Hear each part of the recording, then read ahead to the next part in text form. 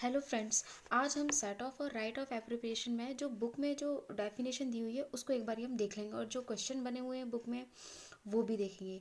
चलिए देखते हैं। सेट ऑफ मीन्स टोटल और partial meaning of a claim of one person against another in a counter claim by the latter against the former. इसका मतलब वही है कि एक अकाउंट, अगर कोई लोन अकाउंट है और वो अगर ड्यू है और उसके सेविंग अकाउंट में कोई पैसा आता है तो वहाँ से हम डेबिट करके बैंकर को ये राइट है कि वो लोन अकाउंट में वो पैसा डाल सकता है ना।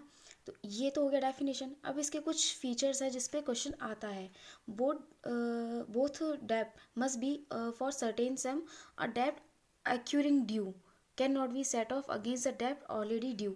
इसका मतलब है यहाँ पे जो लिखा हुआ है ना, द डेट एक्यूरिंग ड्यू मतलब शॉर्टली बिकम ड्यू। ऐसा ड्यू मतलब कि लोन अकाउंट में अब आने वाला ड्यू, उसको हम सेट ऑफ नहीं कर सकते। ये तो ऑलरेडी पेड है, वो तो हमने कर दिया।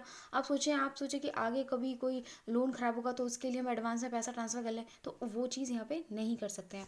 ठीक है, ऐसे ही the banker can not set off the credit balance in the account of guarantor till the liability of the guarantor is determined.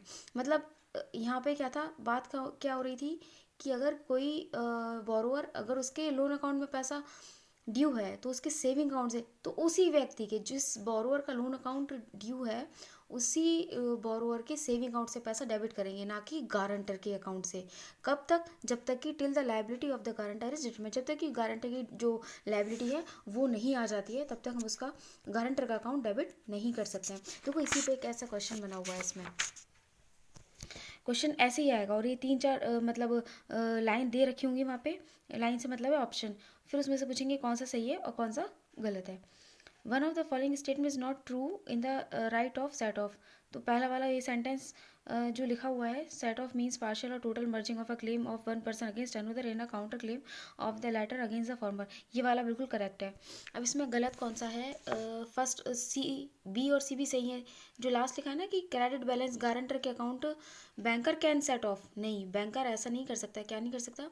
कि गारंटर के अकाउंट को डेबिट करके और जो बोरोवर के अकाउंट को क्रेडिट कर दे, नहीं, तब तक नहीं कर सकता जब तक कि गारंटर की लायबिलिटी जनरेट नहीं हो जाए, डिटरमाइन नहीं हो जाए।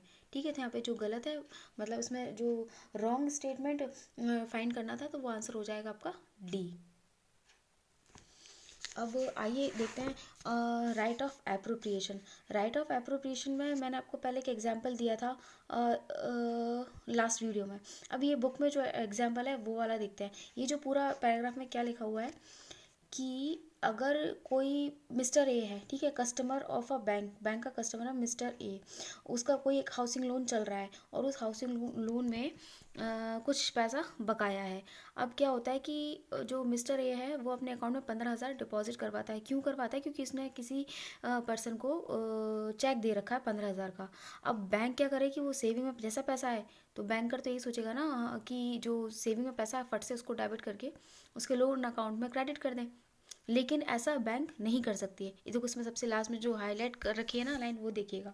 इन such a situation the banker should be aware of what has been stated in section 59 of Indian contract act. क्या कहा गया है? According to this section a debtor can place fund with a creditor for appropriation as per his request. मतलब right of appropriation को, इसको आप mind में कैसे याद कर सकते हैं? एप्रोप्रिएशन का मतलब है इंस्ट्रक्शन देगा। एप्रोप्रिएशन मतलब इंस्ट्रक्शन किसकी? कस्टमर की। वो एक इंस्ट्रक्शन देगा या रिक्वेस्ट करेगा कि आप इस पैसे को लोन अकाउंट में ट्रांसफ़र नहीं करिएगा, ये पैसा मुझे किसी और को देना है। तो यही होता है आपका राइट ऑफ एप्रोप्रिएशन। अब इसके जो बुक में जो क्वेश्चंस हैं ट्रू और फॉल्स हैं, ट्रू और फॉल्स तो नहीं आते हैं एग्ज़ाम में, पर ये जो सेंटेंस है ना, इसका मतलब पता होना चाहिए। क्यों?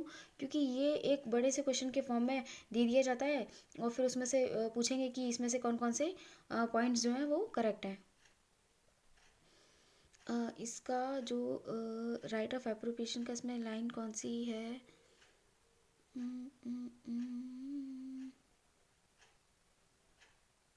एक्चुअली इसमें जो आंसर क्वेश्चंस जो भी दिए हुए हैं वो लीन और प्लेज के रिगार्डिंग है ना। तो पहले हम लीन और प्लेज पढ़ते हैं, उसके बाद हम ये वाले पॉइंट्स को क्लियर करेंगे। ओके।